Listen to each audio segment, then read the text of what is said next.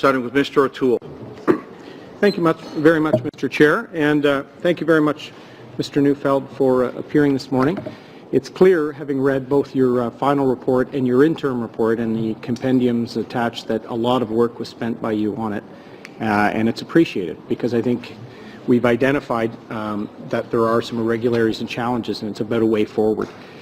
So you were Chief Electoral Officer in British Columbia for 10 years and one of our experts as a result of that work.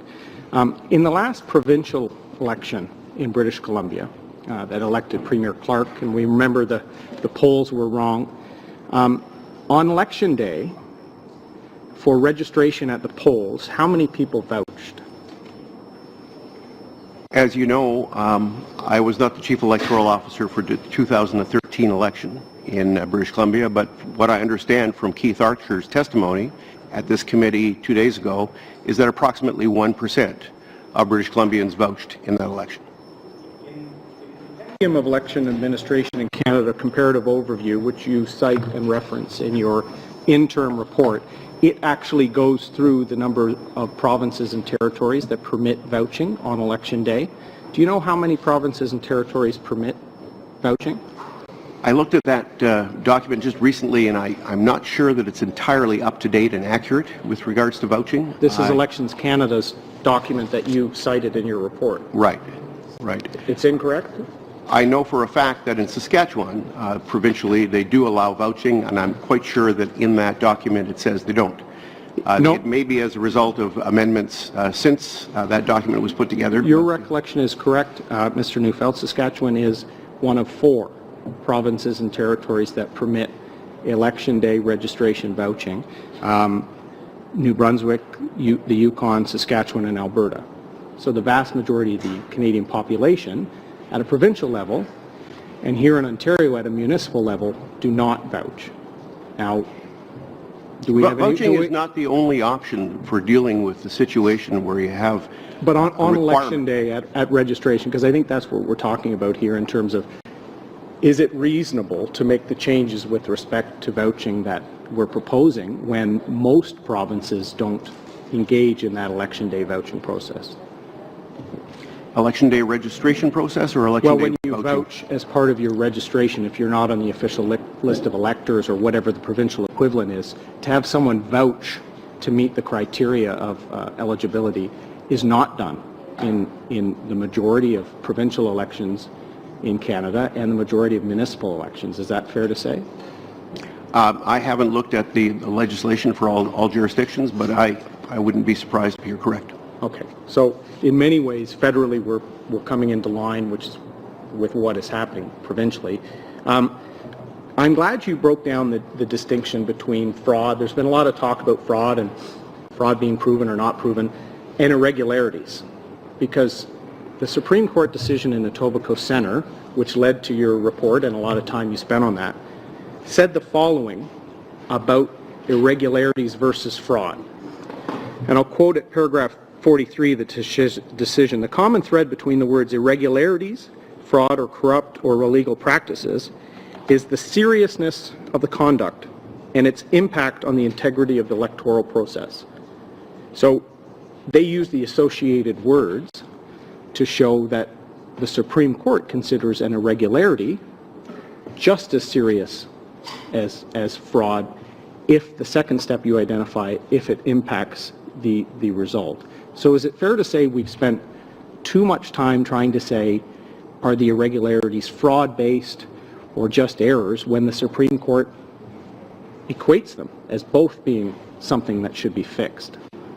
With respect, sir, I think you're citing the minority view of the Supreme Court. The majority view was that this double test had to be satisfied. I don't disagree with you that the irregularities that were identified in my compliance review are serious problems that need to be addressed. And, you know, I commend Elections Canada for publishing this report, making it public, because in many ways it shows, it shines a light on a problem that I think a lot of election administrators didn't realize was there. You've hit a good point. This is actually what the majority examined. And so that was the majority finding. And as well, they looked at the distinction between if somebody doesn't follow the proper procedure, which is permitted by the Act to have procedure, and it meets the charter test to have appropriate procedures. They say at 65, they think it's superior to actually have someone come away and come back compliant rather than allow a non-compliant vote to happen. At 65, they say, however, unlike the rejection of a valid vote, turning away a voter on election day is not fatal to that person's right to vote. If at first the voter could not comply with the procedural requirement, with some additional effort, he or she can return to the polling station and obtain a ballot. So the Supreme Court has the opinion that it's, to protect the integrity of our system, it's probably superior to maintain a rigid procedure, and it does not disenfranchise someone. In our Act, we're actually allowing an additional day of voting, so people, if they show up and don't have the right documents, they can go back. Does that not protect the fact that we're not disenfranchising? For the vast majority of Canadians, there's no issue. They have a driver's license, and that's the single document they need in order to be given a ballot. There are approximately 4 million eligible voters in Canada that don't have a driver's license or an equivalent provincial ID or territorial ID card. And that's where they fall into the second group, where they require 2 pieces of ID. And for the vast majority of those, again, it's not a problem. But there are some people, and it's about 1%, where they just simply don't, in most cases, have the address identification.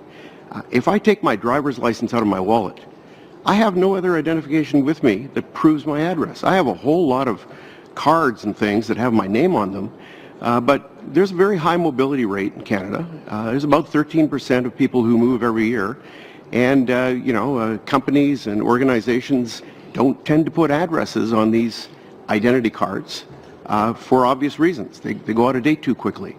Thank you. And so, Mr. Neufeld. having that second piece of address ID, sending somebody home for it, in many cases, they're just not going to be able to come up with something.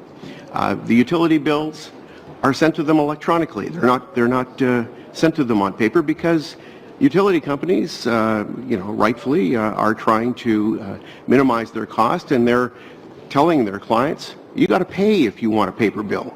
Thank you. And electronic bills are not permitted to be printed and used as an ID. Excuse me, both gentlemen.